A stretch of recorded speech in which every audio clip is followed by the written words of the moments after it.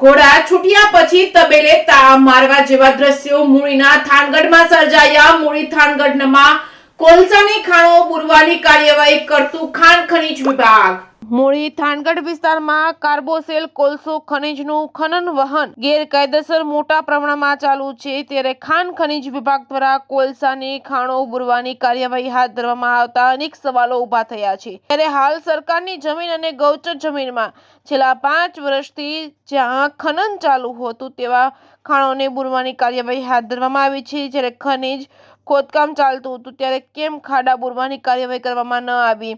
ત્યારે ખનીજ ચોરી થઈ ગયા બાદ કેમ કાર્યવાહી થાય છે કે ખનીજ માફિયાઓને એક બચાવવાની કામગીરી છે કે આ ખનીજ ખોદકામના પુરાવાઓ નાશ જ તંત્ર દ્વારા કરવામાં આવી રહ્યો છે તેમ લાગી રહ્યું છે। જો હાલમાં પણ 1500 કોલસાની ખાણો ધમધમી રહી છે, ત્યાં કેમ આ બુરવાની કાર્યવાહી કરવામાં આવી નથી?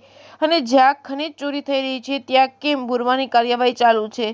આ બુરાણ કામ ટેન્ડરથી ચાલે છે કે પછી સરકારથી?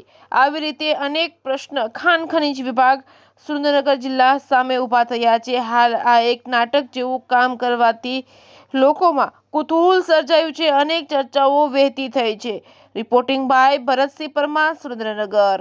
સુરેન્દ્રનગર જિલ્લામાં છેલ્લા ઘણા સમયથી ખાણ ખનીજ પોલીસ અને બીજા ડિપાર્ટમેન્ટની સહિયારી કામગીરીથી ઘણી સારી ઝુંબેશ કરી અને આવું ગેરકાયદેસર કામગીરી અટકાવેલ છે। પરંતુ આવી જે કામગીરી થઈ હોય, કાર્બોસેલ કાઢ્યા હોય, એમાં ખાડા જેમના તેમ રહેતા હતા, એટલે પશુ અથવા માનવજાતને અકસ્માત થવાની સંભાવના વધી જતી હતી અને પર્ટિક્યુલરલી વરસાદમાં પાણી ભરાય ત્યારે પણ ખ્યાલ ના આવે, એટલે આના પૂરવા જરૂરી હતા। એટલે અમે સરકારશ્રીમાં દરખાસ્ત કરી અને સરકારશ્રીએ આ એક સારા કામ માટે 86 લાખની અત્યારે ગ્રાન્ટ ફાળવી છે। એના માટે અમે ટેન્ડર અપલોડ કર્યું હતું। ટેન્ડરમાં જે એજન્સી આવી છે ને પૂરતા પોલીસ બંદોબસ્ત સાથે કામગીરી આ ખાડા પૂરવાની ચાલુ કરી છે। ગઈ 20/12/23થી ચાલુ કરી છે। અમારું પ્લાનિંગ એકાદ મહિનામાં પૂરું કરવાનું છે। અત્યારે તો પ્રાયોગિક સ્ટાર્ટ કર્યું છે, એટલે 1-2 જેસીબી છે, પણ 20 જેસીબી લગાવીને 1 માસમાં કામ પૂરું કર્યું। કયા કયા તાલુકામાં સાહેબ કામગીરી કરશો? મોસ્ટલી આ ખાણ ખનીજની પ્રવૃત્તિ સાયલા મૂળી થાનમાં થાય છે, એટલે અમારી જ્યાં રેડ પાડે હતી ત્યાં તો અમને સ્પોટ ખબર જ છે। એ સિવાય પણ એવા ધ્યાને આવશે તો અમે લઈએ। સાહેબ, આ ટેન્ડર 3 મહિનાથી કોઈ ઉપાડતા નહોતા, આજે કઈ એજન્સી દ્વારા કામ કરવામાં આવ્યું? કોઈ એજન્સી નક્કી થઈ? એજન્સી નક્કી થઈ છે, એને અપલોડ કામગીરી પણ આપણે સુરેન્દ્રનગર જિલ્લાના થાનગઢ, મૂળી અને સાયલા તાલુકાના જે કોલસાની ખાણો 5 વર્ષ પહેલાંની જૂની હતી, એ ખાણોને હાલ સરકાર દ્વારા જે બુરવાની કામગીરી ચાલુ કરવામાં આવી છે, જેને જેસીબી વડે બુરવાની કામગીરી અત્યારે ચાલુ છે હાલ, જેમાં વગડિયા અને થાનગઢમાં આ કામગીરી ચાલુ છે। તે મારો પ્રશ્ન એ છે કે હાલમાં પણ 1500 ખાણો ચાલે છે કોલસાની, અને એ કોલસાની ખાણો જ્યાં સુધી ખનીજનું ખનન થતું હોય ત્યાં સુધી આ ખાણ ખનીજ વિભાગ કોઈ પણ ખાણો કેમ ત્યારે બુરતું નથી? અને જ્યારે આ તમામ ખનીજ અંદરથી નીકળી જાય અને એનું ખનન અને વહન થઈ જાય બાદ આ તંત્ર આળસ મરડી અને ખાણ ખનીજ ખાતું સુરેન્દ્રનગર બેઠું થાય છે અને અત્યારે આ નીકળે છે। આ જે કામગીરી છે એ કામગીરી પણ બહુ શંકા ઉપજાવે એવી છે કે આ જે છે એ ખનીજ માફિયાઓને બચાવવા માટેની કામગીરી હોય તે રીતે આ તંત્ર કરી રહ્યું છે।